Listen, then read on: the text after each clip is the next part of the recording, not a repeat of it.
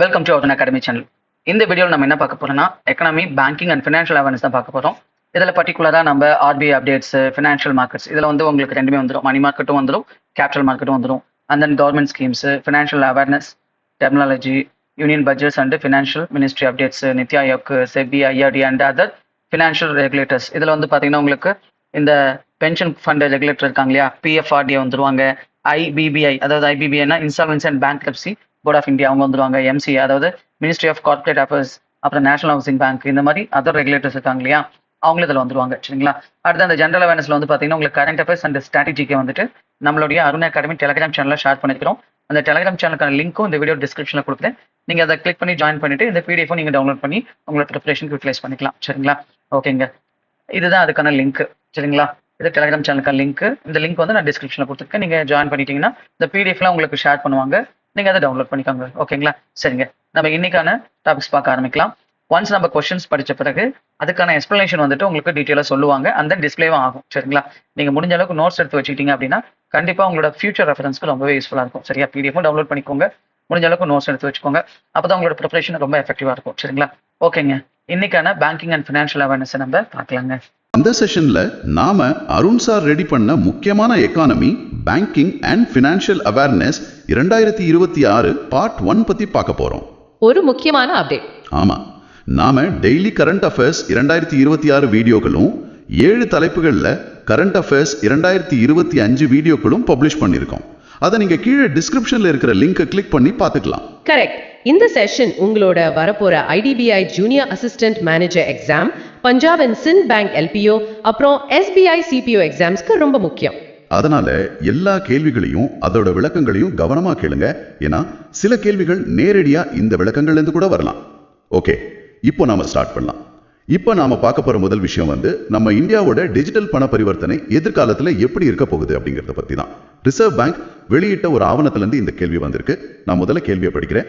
Question 1. What is the theme of the Payments Vision 2028 released by the Reserve Bank of India? இந்திய ரிசர்வ் வங்கி வெளியிட்ட கொடுப்பனவு பார்வை 2028 கருப்பொருள் என்ன? Option B, shaping India's payment frontier, இந்தியாவின் கொடுப்பனவு எல்லையை வடிவமைத்தல். இப்போ எக்ஸாம் ப்ரிப்பேர் பண்றவங்க வந்து இந்த பதில் எல்லாரும் மனப்பாடம் பண்ணக்கூடாது. இந்த பேமெண்ட்ஸ் விஷன் 2028 அப்படின்னா என்ன, அது ஏன் இப்போ இவ்வளோ முக்கியம் அப்படிங்கறத நம்ம புரிஞ்சுக்கணும். ஆமா, ஏன்னா கான்செப்ட் புரிஞ்சாதான் மறக்காது. கரெக்ட். இது மார்ச் 2026 ரிசர்வ் பேங்க் வெளியிட்ட ஒரு ஸ்ட்ராட்டஜிக் ரோட் மேப், அதாவது எதிர்காலத்துக்கான ஒரு வழிகாட்டி. இதுக்கு முன்னாடி இருந்த விஷன் டாக்குமெண்ட்லாம் எடுத்து பார்த்தீங்கன்னா அவங்களோட முக்கிய குறிக்கோள் ஒன்னே ஒண்ணுதான், எல்லாரையும் டிஜிட்டல் பேமெண்ட் கொண்டு வரது தானே. ஆமா, எப்படி கேஷ் யூஸ் பண்றதை குறைச்சிட்டு பேமெண்ட் வால்யூமா அதிகமாக்குறது அப்படிங்கிறது தான். ஆனா இப்போ நிலைமை மாறிடுச்சு. இன்னைக்கு பெட்டி கடையில இருந்து பெரிய மால் வரைக்கும் எல்லாரும் யூபிஐ யூஸ் பண்றாங்க. கண்டிப்பா, நம்பர்ஸ் ஏற்கனவே ரொம்ப அதிகமாயிடுச்சு. அதனால இப்போ ரிசர்வ் பேங்கோட குறிக்கோள் நம்பர்ஸை தாண்டி டிஜிட்டல் சிஸ்டம் மேல மக்களுக்கு இருக்கிற நம்பிக்கைய, அதாவது ட்ரஸ்ட் வளர்க்கறதுலயும் பாதுகாப்பை உறுதி பண்றதுலயும் தான் இருக்கு. அதனாலதான் இதுக்கு ஷேப்பிங் இந்தியாஸ் பேமெண்ட் ஃப்ரண்டியர் அப்படின்னு தீம் செட் பண்ணிருக்காங்க. ஓகே, அப்போ வால்யூம்ல இருந்து ட்ரஸ்ட்டுக்கு மாறிட்டாங்க. ஆனா இதை பிராக்டிகலா அவங்க எப்படி செயல்படுத்த போறாங்க? அதுக்கு தான் இதுல 5 முக்கியமான தூண்களை, அதாவது கோல் போஸ்ட்ஸை கட்டமைச்சிருக்காங்க. இதை ஈஸியா ஞாபகம் வச்சுக்க 5I அப்படின்னு சொல்லுவாங்க. 5I, அது என்னென்ன? முதல் I வந்து இன்டெகிரிட்டி, அதாவது பாதுகாப்பு. ரெண்டாவது இன்க்ளூஷன், அனைவருக்கும் கிடைக்க செய்தல். மூணாவது இனோவேஷன், புதுமை. நாலாவது இன்ஸ்டிடியூஷனலைசேஷன், கட்டமைப்பு. அஞ்சாவது இன்டர்நேஷனலைசேஷன், உலகளாவிய ஒருங்கிணைப்பு. சூப்பர். இந்த 5 தூண்களுக்கு கீழே என்னென்ன திட்டங்கள் வருது? இதுக்கு கீழே மொத்தம் 15 பிரத்யேக முன்னெடுப்புகளை அவங்க செய்ய போறாங்க. இதுல எக்ஸாம் பாயிண்ட் ஆஃப் வியூல நாம கவனிக்க வேண்டிய சில டெக்னிக்கல் வார்த்தைகள் இருக்கு. முதல்ல யூனிவர்சல் ஸ்விட்ச் ஆன் ஆஃப் வசதி. அதாவது இப்போ நம்ம ஏடிஎம் கார்டை யூஸ் பண்ணாதப்போ பேங்க் ஆப்ல போய் லாக் பண்ணி வைப்போம்ல, அந்த மாதிரியா? எக்ஸாக்ட்லி. ஆனா யூபிஐக்கு அந்த வசதி முழுமையா இல்ல. அதனால இனிமேல் எல்லா டிஜிட்டல் பேமெண்ட்டுக்கும் இந்த ஸ்விட்ச் ஆன் ஆஃப் ஆப்ஷனை கட்டாயமாக்குறாங்க. இது இன்டெகிரிட்டிக்கு கீழே வருது. இது ரொம்ப நல்லதா போச்சு. வேற என்ன முக்கியமான அப்டேட் இருக்கு? அடுத்து ரொம்ப சுவாரஸ்யமான ஒண்ணு இருக்கு. அதுக்கு பேரு பாஸ், அதாவது பேமெண்ட் ஸ்விட்சிங் சர்வீஸ். ஓஹோ, இந்த பாஸ் சிஸ்டம் எப்படி வேலை செய்யும்? ஒருவேளை நான் பேங்க் அக்கவுண்ட் மாறினா என்னோட இஎம்ஐ, பில் பேமெண்ட் எல்லாம் ஆட்டோமேட்டிக்கா மாறிடுமா? ஆமா, சரியா சொன்னீங்க. இப்போ டெலிகாம்ல மொபைல் நம்பர் மாறாமையே நெட்வொர்க் மாற MNP வசதி இருக்கு பாத்தீங்களா? அதே மாதிரி ஒரு புரட்சி தான் இது. இந்த பாஸ் சிஸ்டம் வந்துருச்சுன்னா பேக் எண்ட்ல எல்லா பேமெண்ட் ரெக்கார்டும் எந்த தடங்களும் இல்லாம புது அக்கௌண்ட்டுக்கு ஸ்விட்ச் ஆகிடும். வாவ், கஸ்டமர்ஸ்க்கு இது ரொம்ப பெரிய ரிலீஃப். அப்போ பேங்குகளுக்கு நடுவுல சர்வீஸ் காம்படிஷன் அதிகமாயிடும். கண்டிப்பா. அது போக இன்னோவேஷனுக்கு கீழே செக்குகள், அதாவது டிஜிட்டல் செக்குகளை கொண்டு வராங்க. அப்புறம் லோன் ஆப் மோசடிகளை தடுக்க ஒரு பப்ளிக் ரெபாசிட்டரி கொண்டு வராங்க. ஓ, அப்போ ரிசர்வ் பேங்க்ல ரெஜிஸ்டர் ஆன உண்மையான லோன் ஆப் எது, போலி எதுன்னு மக்கள் ஈஸியா செக் பண்ணிக்கலாம். ஆமா. கடைசியா ஒரு முக்கியமான பாயிண்ட், த்ரெட்ஸ் பிளாட்ஃபார்ம். MSME எனப்படும் சிறு குறு தொழில்களோட பணப்புழக்கத்தை அதிகப்படுத்த இதை விரிவுபடுத்துறாங்க. இந்த த்ரெட்ஸ் எப்படி சிறு தொழில்களுக்கு உதவும்னு கொஞ்சம் விளக்க முடியுமா? இப்போ ஒரு சின்ன கம்பெனி பெரிய கார்ப்பரேட் கம்பெனிக்கு பொருட்களை சப்ளை பண்றாங்கன்னு வைங்க. பெரிய கம்பெனி உடனே பணம் கொடுக்க மாட்டாங்க, 90 நாள் கழிச்சு தான் செட்டில் பண்ணுவாங்க. ஆமா, அந்த 90 நாள் சின்ன கம்பெனிக்கு கையில காசு இருக்காது. தொழிலை எப்படி ரன் பண்ணுவாங்க? இதை தீர்க்க தான் ட்ரெட்ஸ் வந்துச்சு. இதுல அந்த சின்ன கம்பெனி அவங்களோட பில்லை அப்லோட் பண்ணா போதும். பேங்க்ஸ் அதை செக் பண்ணிட்டு ஒரு சின்ன கமிஷனை மட்டும் பிடிச்சுக்கிட்டு உடனே அந்த சின்ன கம்பெனிக்கு பணத்தை கொடுத்துருவாங்க. அந்த 90 நாள் கழிச்சு பெரிய கம்பெனி கிட்ட இருந்து பேங்க் அந்த முழு பணத்தையும் வாங்கிக்கும். அட, அப்போ சின்ன கம்பெனிகளுக்கு ஒர்க்கிங் கேபிட்டல் பிரச்சனை சால்வ் ஆகிடும். இது ரொம்ப அருமையான சிஸ்டம். இந்த மாதிரி பல விஷயங்களை உள்ளடக்குனது தான் ஷேப்பிங் இந்தியாஸ் பேமெண்ட் ஃப்ரான்டியர் அப்படிங்கிற தீம். எல்லாமே கிளியரா புரிஞ்சிருச்சு. Next question. இப்போ டிஜிட்டல் இன்ஃப்ராஸ்ட்ரக்சர் பத்தி பார்த்தோம். ஆனா இந்த டெக்னாலஜியை வச்சு அரசாங்கம் எப்படி மக்களுக்கு சுலபமா லோன் கொடுக்குறாங்க, அதுலயும் குறிப்பா பிசினஸ் பண்றவங்களுக்கும் விவசாயிகளுக்கும், அதை பத்தி தான் இந்த 2வது கேள்வி. Question 2. How many credit-linked central government schemes are integrated on the Jan Samarth digital platform? Jan Samarth digital தளத்தில் எத்தனை கடன் சார்ந்த மத்திய அரசு திட்டங்கள் ஒருங்கிணைக்கப்பட்டுள்ளன? Option B 15. இந்த ஜன் சமர்த் போர்ட்டல் பாத்தீங்கன்னா ஜூன் 6, 2022 அன்னைக்கு நம்ம பிரதமரால் தொடங்கப்பட்ட ஒரு திட்டம். இதோட அடிப்படை கான்செப்ட் என்னன்னு உங்களுக்கு தெரியுமா? லோன் வாங்குறத சுலபமா ஆக்கிறதுக்காக கொண்டு வந்ததா? ஆமா. முன்னாடி எல்லாம் அரசாங்கம் விவசாயிகளுக்கு ஒரு லோன் திட்டம் வச்சிருக்கோம், மாணவர்களுக்கு ஒரு திட்டம் இருக்கும், முத்ரா மாதிரி சிறு தொழில்களுக்கு ஒரு திட்டம் இருக்கும். எல்லாமே தனித்தனி டிபார்ட்மெண்ட். ஆமா, ஒரு சாதாரண மனுஷன் தனக்கு எந்த லோன் செட் ஆகும், எங்க போய் அப்ளை பண்றதுன்னு தெரியாம நிறைய ஆபீஸ் அலைஞ்சிட்டு இருப்பாரு. எக்ஸாக்ட்லி.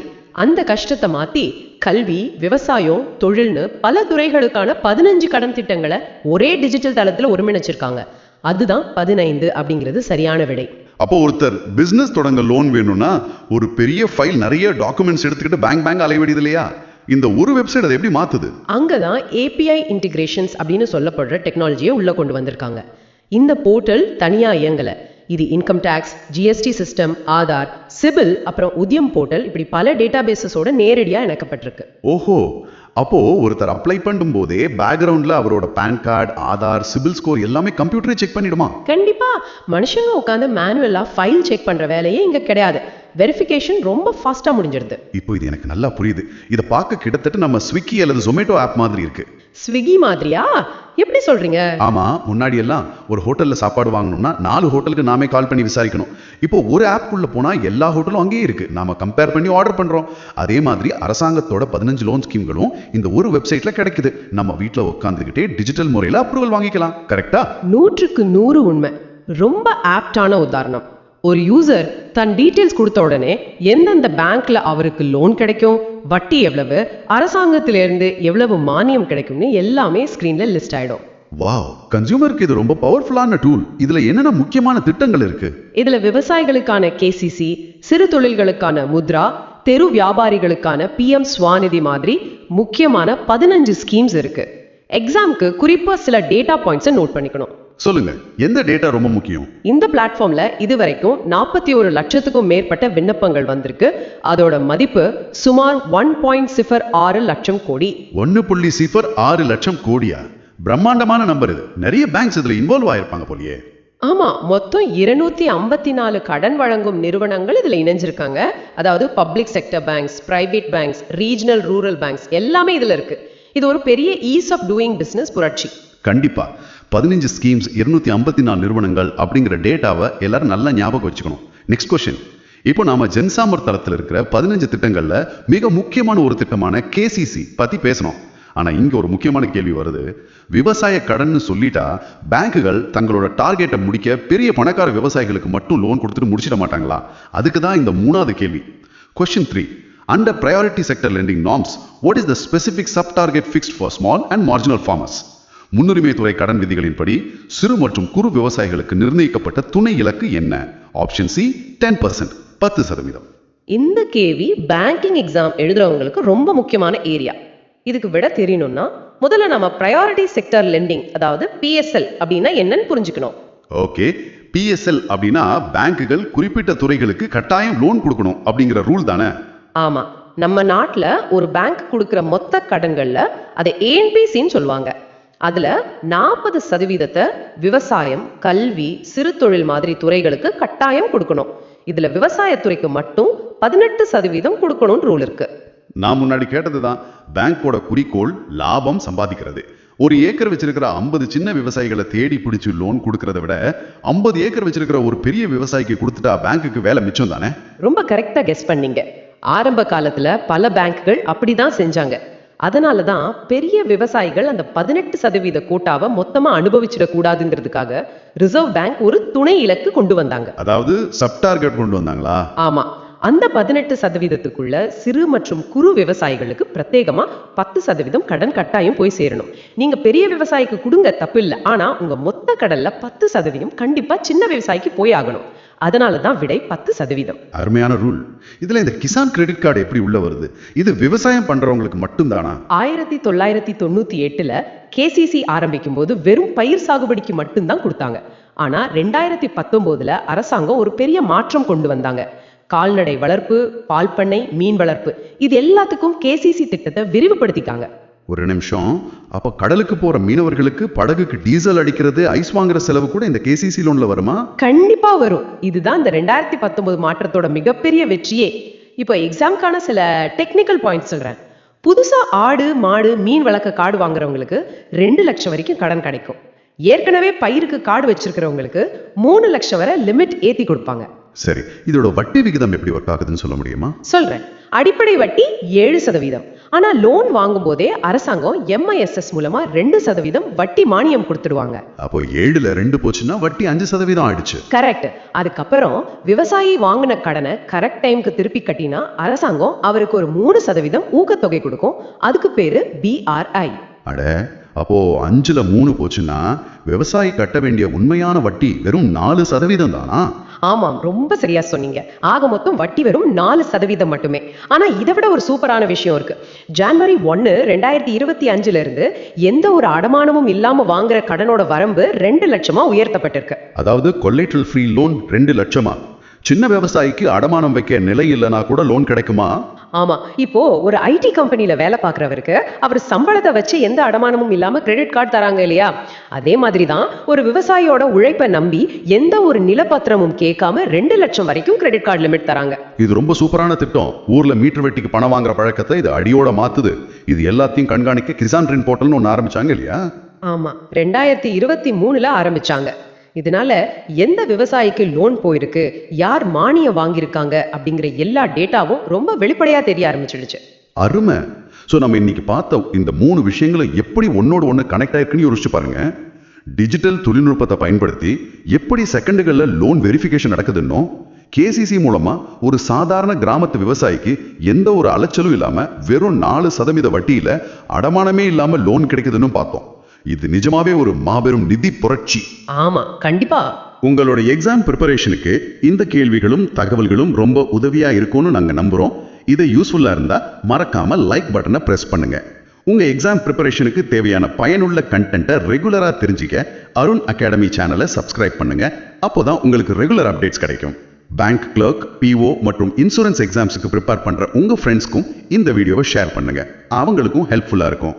டிஸ்கிரிப்ஷன்ல இருக்கிற லிங்க் மூலமா நீங்க முன்னாடி அப்லோட் பண்ண வீடியோக்களை பார்த்துக்கலாம். PDF வேணும்னா நம்ம அருண் அகாடமி டெலிகிராம் சேனல்ல இருந்து டவுன்லோட் பண்ணிக்கலாம்.